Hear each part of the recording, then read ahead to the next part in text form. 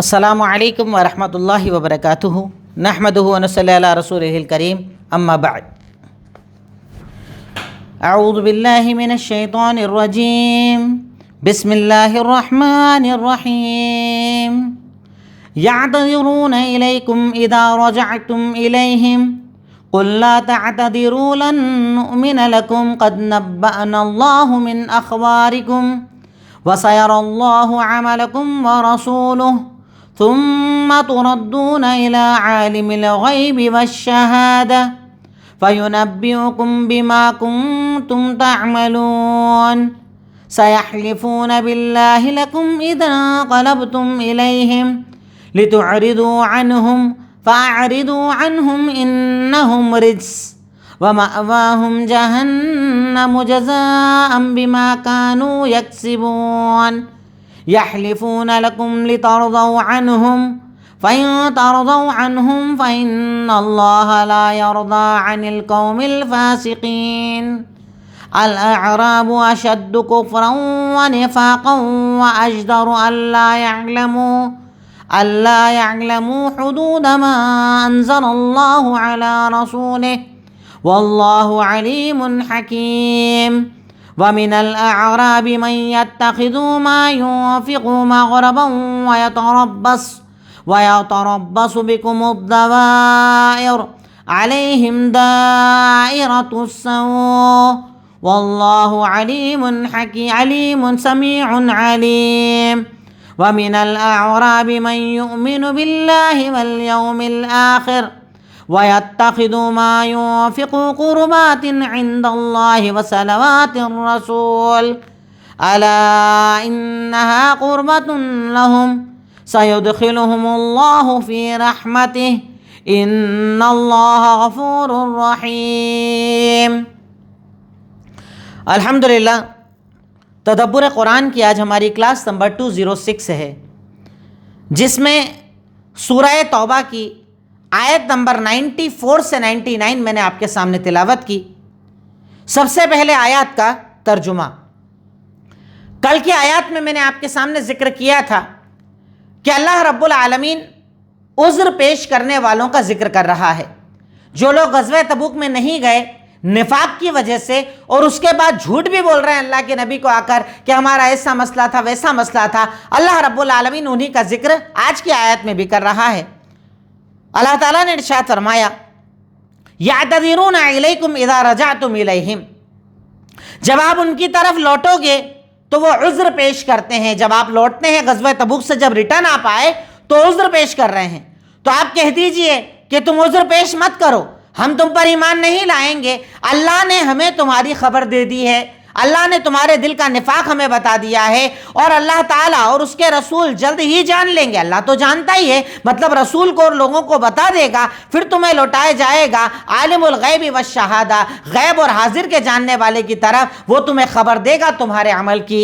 یعنی تم جو جھوٹ بول رہے ہو اللہ تعالیٰ جانتا ہے، اللہ نے ہمیں بتا دیا ہے، اور ان قریب اللہ تعالیٰ جان لے گا، رسول کو بتا دے گا، اور تمہیں اللہ کی طرف لوٹایا جائے گا جو غیب اور حاضر کا جاننے والا ہے، پھر وہ تمہیں تمہارے عمل کا خبر دے گا، کیا تم جھوٹ بول رہے تھے، کیا سچ بول رہے تھے، کیا سچائی ہے، کیا دکھاوا ہے، اللہ سب جانتا ہے۔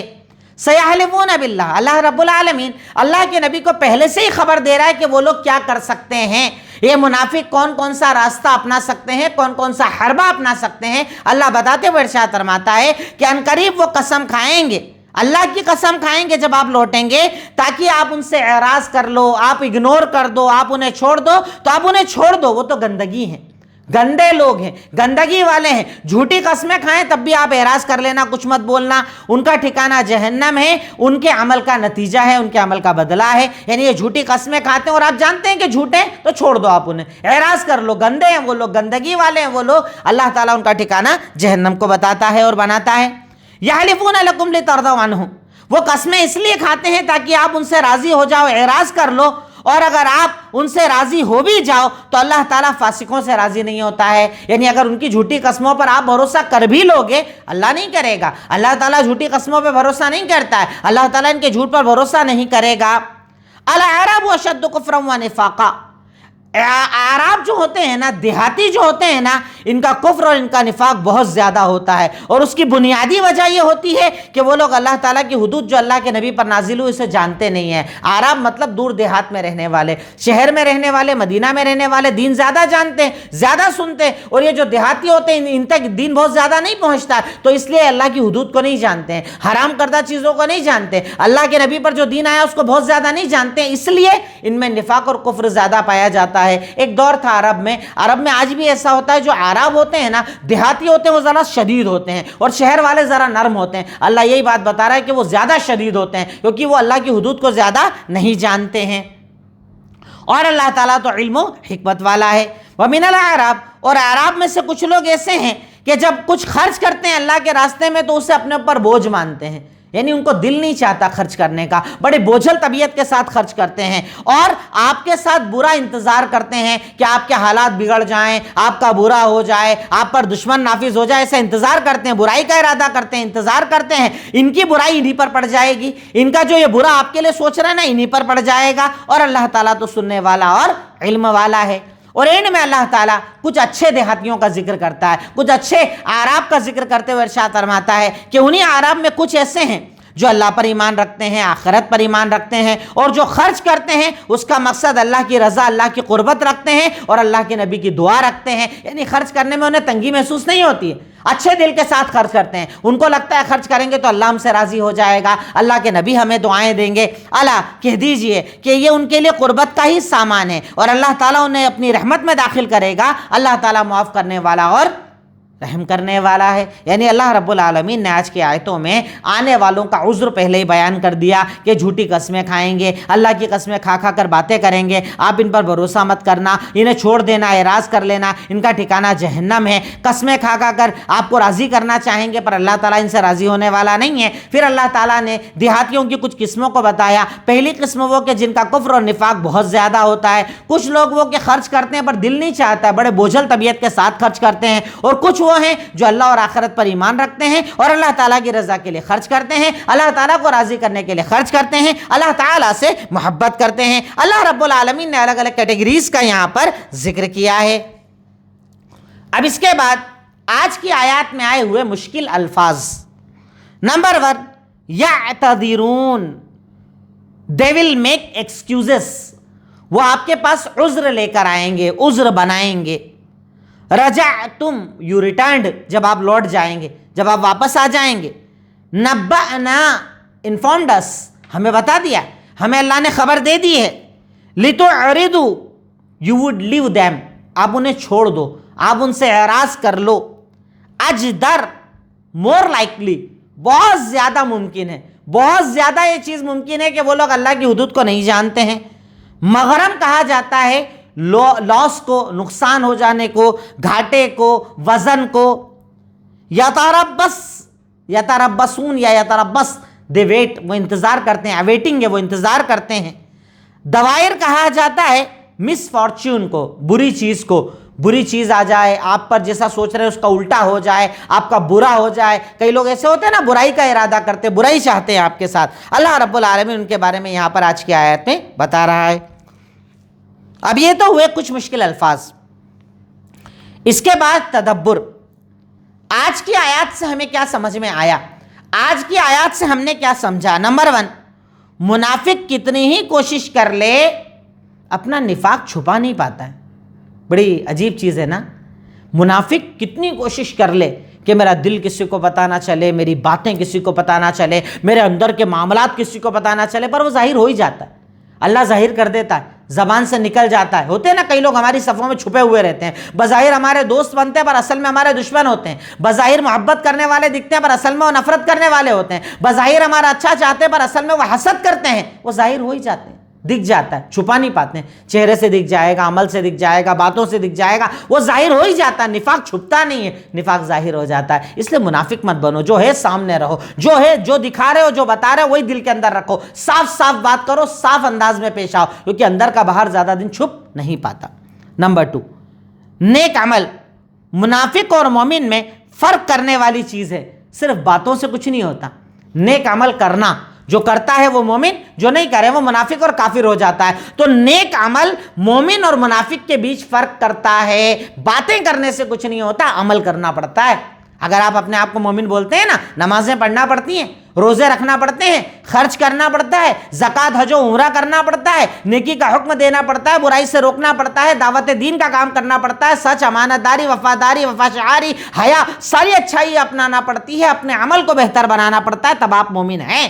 اور اگر زبانی جمع خرچ ہے, ایسا ہونا چاہیے, نماز عبادت ہے بہت بڑی, روزہ بہت بڑی عبادت ہے, اللہ والے, یہ وہ, کئی لوگ ہوتے ہیں نا باتوں کے دھنی ہوتے ہیں, بولتے بہت زیادہ ہے پر عمل میں کچھ نہیں ہوتا. تو مومن اور منافق کے درمیان فرق کرنے والی چیز عمل صالح ہے, نیک عمل ہے. جو کرے وہ مومن, جو نہ کرے وہ منافق اور کفار کے صف میں شامل ہو جاتا ہے. یہ بڑی اہم بات اللہ نے ہمیں بتا دی. نمبر 3, انسان کو گناہ کے وقت رب کا تصور کرنا چاہیے. وہ ظاہر و باطن کو جانتا ہے. میں کہتا ہوں کہ اگر اس ایک تصور کو ہم سمجھ لیں نا, پوری زندگی سدھر جائے. کہ مجھے کوئی جانے نہ جانے, میرا اللہ جانتا ہے, میرا اللہ میرے باطن کو جانتا ہے, میرا اللہ میرے چھپے ہوئے اعمال کو جانتا ہے, میرے رب کو میرا اندھیرا پتا, میرا اجالا پتا, میرے رب سے میرا کچھ بھی چھپا ہوا نہیں ہے. دنیا مجھے اچھا سمجھے, عزت دے, بڑا مانے, سب اپنی جگہ, میرا رب میرے سب جانتا ہے, کالا سفید جانتا ہے, اندر باہر جانتا ہے. یہ ایک تصور انسان کے بدلنے کے لیے کافی ہے. اگر اتنا تصور دل میں آ جائے نا, ناپ تول میں کمی نہیں کرے گا, کاروبار میں دھوکے نہیں دے گا, کسی کے ساتھ غلط نہیں کرے گا, کیونکہ اس سے پتا ہے کہ میرا اللہ تو سب جانتا ہے نا. سامنے والے کو پتا چلے نہ چلے, میرا اللہ تو جانتا ہے نا. یہ تصور انسان کو بدلتا ہے. رب کے دیکھنے کا تصور, رب کے جاننے کا تصور, رب کے غیب اور حاضر کے جاننے کا تصور انسان کو بہتر بناتا ہے. یہ بڑی اہم چیز اللہ تعالیٰ آج کی آیت میں ہمیں بتا رہا ہے. نمبر 4, انسان کو عمل کر کے رب کے سپرد کر دینا چاہیے اور اچھی امید کرنا چاہیے. 2 شرطیں ہیں. کوئی بھی عمل آپ کر رہے ہو, عمل کرنے کے بعد اسے رب کے سپرد چھوڑ دو کہ میں نے اللہ کے لیے کیا, اب اللہ حوالے. دوسرا, اچھی امید بھی رکھو, اللہ قبول کرے گا انشاءاللہ, اللہ بدلہ دے گا انشاءاللہ. جیسے ہم روزے کے بارے میں وہ حدیث پڑھتے ہیں نا, صحیح بخاری کی مشہور روایت ہے کہ من صام رمضان ایمانا و احتسابا غفر له ما تقدم من ذنبه. جو انسان رمضان کا روزہ 2 شرطوں کے ساتھ رکھے, ایک تو ایمان, اللہ سپرد معاملہ کر دیا, دوسرا یقین ثواب کا, انشاءاللہ اللہ قبول کرے گا, ضرور اللہ قبول کرے گا. اگر یہ 2 شرطیں ہوں تو اللہ پچھلے سارے گناہ معاف کر دے گا روزے کی وجہ سے. ایمان, اللہ پر یقین. یہاں پر بھی وہی چیز بتائی جا رہی ہے کہ بندے کو نیک عمل کر کے اسے اللہ سپرد کر دینا چاہیے. میرا مقصد اللہ ہے نا, اللہ سپرد کر دیا. دوسرا, مجھے یقین ہے میرا رب قبول کرے گا, میرا اللہ قبول کرنے والا ہے, میرا اللہ میری نیکیوں کو جاننے والا ہے, میرے رب کو میرے ہر عمل کی, ہر نیت کی خبر ہے. اس یقین کے ساتھ اگر بندہ عمل کرے, انشاءاللہ اللہ رب العالمین اس کا عمل ضرور قبول کرے گا. پوائنٹ نمبر 5, انسان اگر اپنے ہر عمل میں رب کا مراقبہ کر لے تو اس کی زندگی بدل جائے. ہر عمل میں, جیسے میں نے پیچھے بتایا برائی کے تعلق سے, انسان اگر اپنے ہر عمل میں رب کا مراقبہ یعنی رب کے ہونے کا تصور کر لے تو اس کی ساری چیزیں صحیح ہو جائے گی. دیکھیے 2 چیزیں ہوتی ہیں. ایک ہوتا ہے برا عمل. اگر مجھے یہ پتا چل جائے میرا اللہ میرا مراقبہ کرتا ہے, میرا اللہ مجھے دیکھتا ہے, میں اپنے رب کے سرویلنس میں ہوں, میرا رب مجھے دیکھ رہا ہے, تو بندہ برائی چھوڑے گا. دوسرا, اگر مجھے پتا چل جائے کہ اللہ میری نیکی جانتا ہے, دکھاوا بند ہو جائے گا. دونوں چیزیں ہو جائیں گی.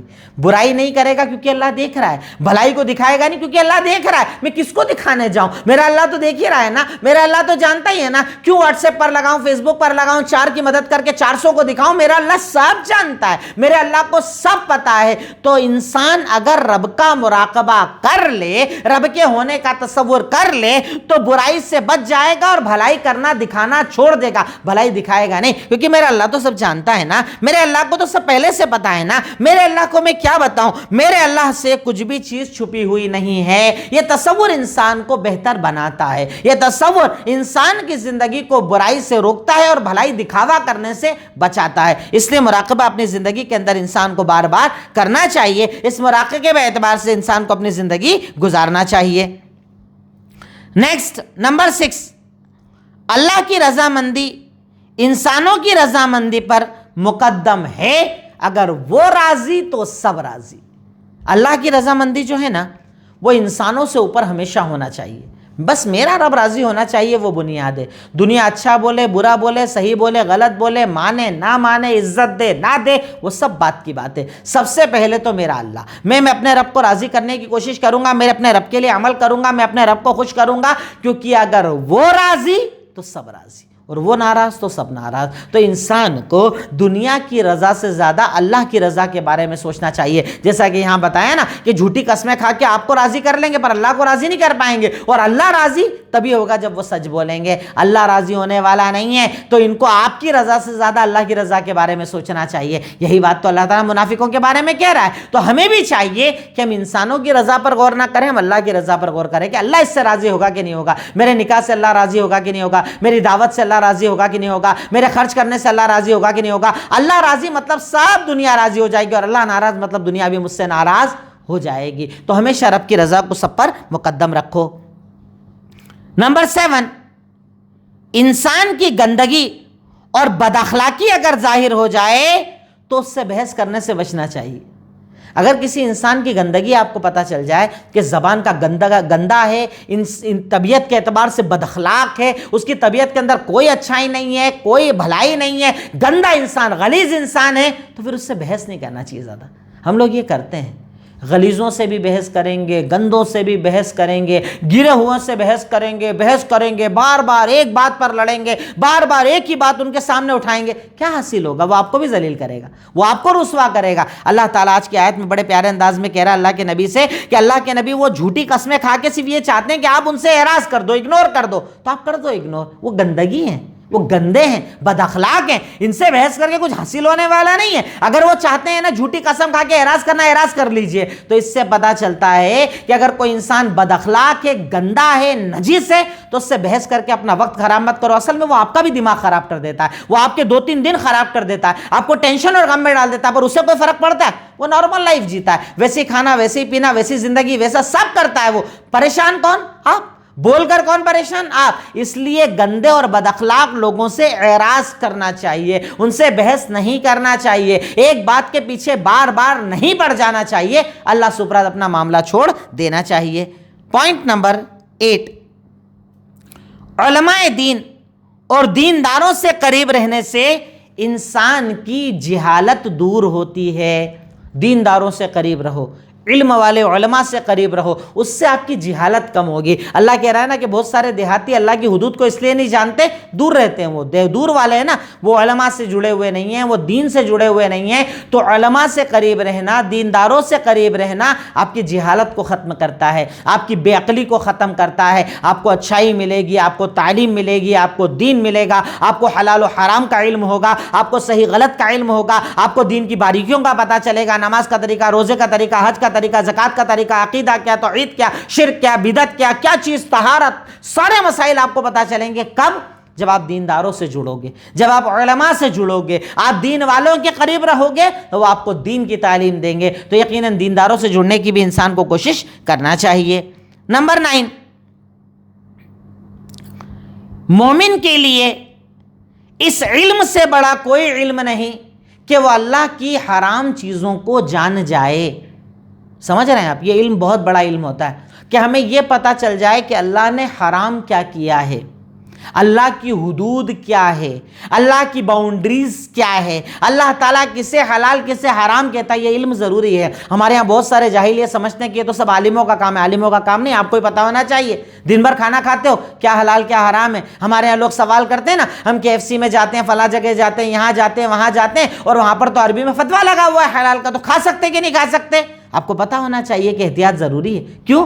سب سے پہلی چیز تو فتویٰ کس نے دیا ہے آپ جانتے ہو؟ نہیں۔ دوسرا، آپ لاجیکلی سوچو کہ آپ کی نظر میں حلال وہ جانور ہوتا ہے جس کو لٹا کر بسم اللہ پڑھ کر کاٹا جائے۔ پورے ملک کے اندر ایسے کتنے حلال کھانے والے لوگ ہیں؟ پرسنٹیج ریشو کیا ہے ان کا؟ 5% ایسے اسٹورز پر جاتے ہیں، ایسی جگہوں پر جاتے ہیں، ایسے کاؤنٹر پر جاتے ہیں۔ تو آپ بتائیے کہ کوئی بھی انسان کاروبار کرنے والا 95% کے بارے میں غور کرے گا یا 5% کے بارے میں غور کرے گا؟ اس لیے اپنے ایمان کا سودا مت کرو۔ حلال لکھا ہوا ہے کیا؟ پر آپ کو پتا ہے حلال کا مطلب کیا ہے؟ حلال کا مطلب عام طور پر دنیا میں مانا جاتا ہے ذبح کرنا مطلب حلال، اور دوسرا اس کے مقابلے میں جھٹکا۔ اور ہماری نظر میں حلال وہ ہوتا ہے جس پر اللہ کا نام لیا جائے، بسم اللہ اللہ اکبر بولا جائے، کلمہ پڑھنے والا کرے تب ہم اسے حلال مانتے ہیں. اس لیے مومن کو حلال و حرام کا بڑا علم ہونا چاہیے. یہ علم آپ کو روزانہ لگتا ہے, یہ علم کھانے پینے میں لگتا ہے, ریسٹورنٹ میں لگتا ہے, گھومنے پھرنے میں لگتا ہے, سامان میں لگتا ہے, ہر جگہ لگتا ہے. تو اس علم سے افضل کوئی علم نہیں کہ انسان کو حلال و حرام کا علم ہو جائے. یقیناً یہ اپنے آپ میں بڑا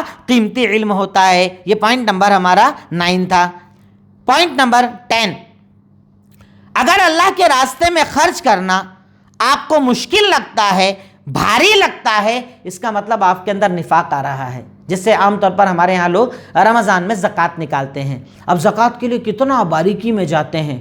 میرے پاس اتنا مال ہے, اتنا بیوی کو دے دوں تو چلے گا کیا, اتنا ادھر کر دوں تو چلے گا کیا, اتنی زکوٰۃ نکالنا ضروری ہے کیا. اس زکوٰۃ کو کئی لوگ تو ہم سے ایسے بھی سوال پوچھتے ہیں کہ اپنی زکوٰۃ اپنے گھر میں استعمال کرنا چاہتے ہیں, ادھر دے دوں کیا, میرے گھر میں فلاں فلاں ہیں, جیسے کام کرنے والے نوکر ہیں, اب نوکر کو سیلری کی جگہ اپنی زکوٰۃ ہی استعمال کر لیتے ہیں لوگ. زکوٰۃ فرض ہے, زکوٰۃ ضروری ہے, آپ کو دینا پڑے گا. صدقہ خیرات کرنا رمضان میں بہتر ہے, اللہ کے نبی کرتے تھے. اگر اللہ کے راستے میں خرچ کرنے میں دل بھاری ہوتا ہے نا, دینے کی طبیعت نہیں چاہتی, اس کا مطلب آپ کے اندر نفاق آ گیا. دل کو صاف کرو, دل کو پاکیزہ کرو, کیونکہ جو مومن ہوتا ہے نا اس کا دل خوش ہوتا ہے دے کر, اور جو منافق ہوتا ہے نا اس کا دل بھاری ہوتا ہے, لالچ آتا ہے, اچھا نہیں لگتا ہے, دینے میں تکلیف ہوتی ہے. تو اس سلسلے میں بندہ مومن کو بہت زیادہ غور کرنا چاہیے. پوائنٹ نمبر 11, مومن کو اللہ کے راستے میں دینا ثواب لگتا ہے, اچھا لگتا ہے, اور اس سے دل خوش ہوتا ہے. مومن وہ ہوتا ہے, جیسے میں نے پیچھے پوائنٹ میں حالانکہ بتا دیا, پر الگ سے بھی اس پوائنٹ کو آپ سمجھ لیں کہ مومن کو اللہ کے راستے میں دینا اچھا لگتا ہے, خوشی ہوتی ہے, بہتر لگتا ہے, مزہ آتا ہے دینے کے بعد. جیسے جب میں کسی غریب کو کھانا کھلاتا ہوں نا مجھے سکون ملتا ہے, میں جب کسی غریب اور مسکین کی مدد کرتا ہوں نا مجھے سکون لگتا ہے. جیسا کہ میرے نبی کا فرمان ہے, اللہ کے نبی نے ارشاد فرمایا کہ ان اردت ان تلین قلبک, اگر تو تیرے دل کو نرم کرنا چاہتا ہے نا تو فامسح راس الیتیم, کسی یتیم کے سر پر ہاتھ رکھ دیا کر, مدد کیا کر. غریبوں کی مدد سے دل خوش ہوتا ہے. تو مومن جو ہوتا ہے نا وہ جب اللہ کے راستے میں دیتا ہے نا اس کا دل خوش ہو جاتا ہے, اسے اطمینان لگتا ہے, اسے مزہ آتا ہے, اسے خوشی محسوس ہوتی ہے, اور یہ خوشی صرف اللہ تعالیٰ مومنوں کو دیتا ہے. پوائنٹ نمبر 12, اللہ کے راستے میں دینے سے 2 فائدے ملتے ہیں. ایک تو رب ہمیں قریب کرتا ہے, دوسرا اللہ کے نبی کی دعائیں ملتی ہیں. واقعی یہ بہت بڑا انعام ہے جو سب کو نہیں ملتا. اللہ جسے چاہتا ہے نا اسے ہی ملتا ہے. اللہ کے راستے میں دینے سے 2 انعام ملتے ہیں. پہلا انعام اللہ کی قربت. اب سوچئے اللہ کی قربت سے بڑی کوئی دنیا میں نعمت ہے؟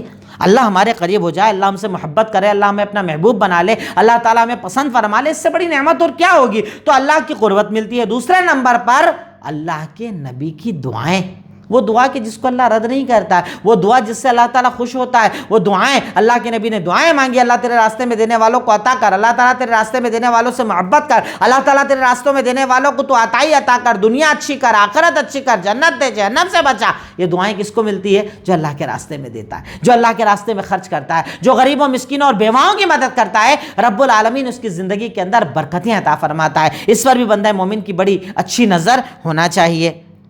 اسی طریقے سے پوائنٹ نمبر 13, کسی کے بارے میں برا مت سوچو, نہیں تو وہ برا آپ کے ساتھ بھی ہو سکتا ہے. یا اللہ, کیا مطلب یہ ایک پوائنٹ تو اگر دیکھا جائے تو پورا سماج گھرا ہوا ہے اس کے اندر. تو حسد ہی تو کھائے جا رہا ہے ہمیں. ان کا اتنا کام کیسے چل رہا ہے, ان کا اتنا بڑا گھر کیسے بن گیا, ان کی اتنی اچھی گاڑی کیسے, یہ اتنا زیور کیسے پہنتے ہیں.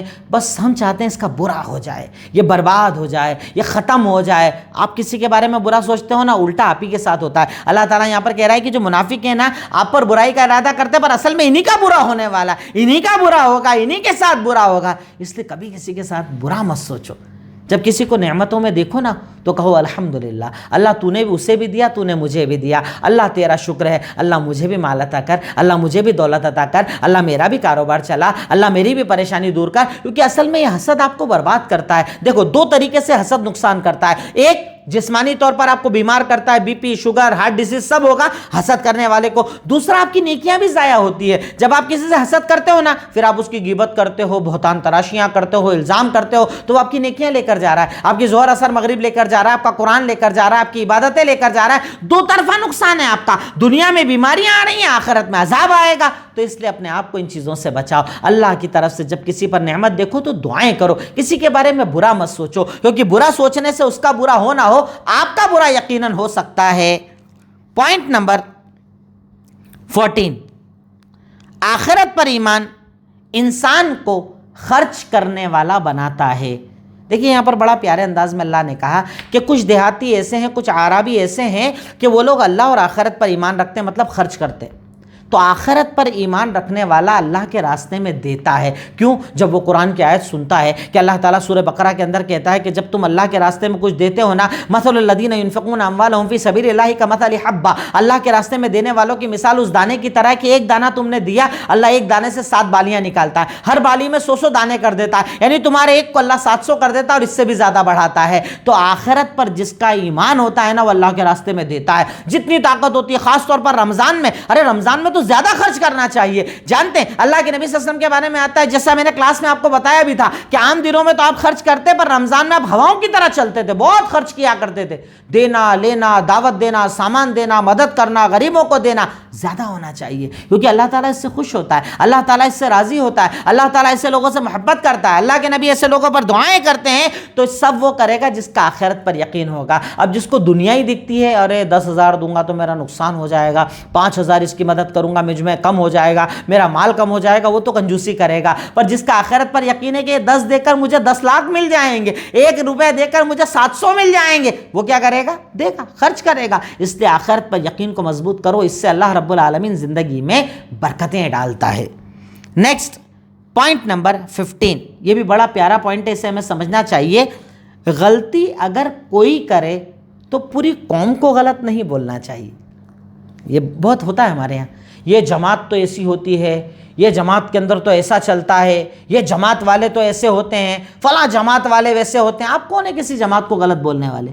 پرٹیکولر اگر کوئی پرسن غلط ہے تو اس پرسن کو بولو نا، پوری کو غلط نہیں بول سکتے۔ اللہ نے یہاں پر یہی بتایا کہ اعراب میں کچھ لوگ ایسے ہیں کہ اللہ کے راستے میں دینے میں ان کا دل بہت دکھتا ہے، پر اعراب میں کچھ لوگ ایسے ہیں جو ایمان والے ہیں، آخرت پر یقین۔ اللہ دونوں میں ڈفرینشیٹ کر رہا ہے، اللہ تعالیٰ دونوں کو الگ الگ کر رہا ہے۔ مطلب یہ بتا رہا ہے کہ پوری قوم کو ایک ساتھ غلط مت بولو، پورے لوگوں کو ایک ساتھ غلط مت بولو، اچھے بھی ہوں گے برے بھی ہوں گے، جو برا ہے اسے برا بولو، جو اچھا ہے اسے اچھا بولو، یعنی فرق کرو۔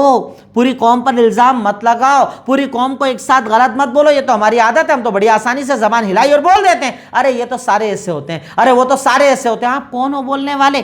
آپ کیا جانتے ہو معاملات کو؟ آپ کیا جانتے ہو کسی کی اچھائی اور برائی کو؟ اس لیے بہت سوچ سمجھ کر اپنی زبان کو استعمال کیا کرو۔ اب اس کے بعد ہمارا آخری پوائنٹ آتا ہے عمل۔